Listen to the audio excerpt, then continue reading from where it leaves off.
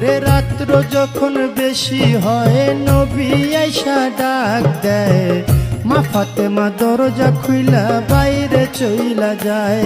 ওরে আগে নবী মুস্তাফায়ে, পিছে চলছে ফাতেমায়ে, গোপনে গোপনে চলছে আলী মর্তুজায়। দেখে বাতুনি এক জঙ্গল মাঝে, বাতুনি এক মসজিদ আছে, সে মসজিদে ঢুকলো গিয়া বাপ বেটি দুইজনায়। ওরে পিছে পিছে আলী গিয়া দরজানা খুইজা পাইয়া, চতুর্দিকে ঘুরতেছিল আলী মর্তুজায়। ওরে চতুর্দিকে ঘুরিয়া দক্ষিণ দিকে তাকাইয়া, দুই আঙ্গুলে ভর করিল আলী মর্তুজায়। এবার দুই আঙ্গুলে ভর করিল, দক্ষিণ দিকে দুই ছিদ্র করল, ছিদ্র করিয়া তাহার নয়ন লাগায়।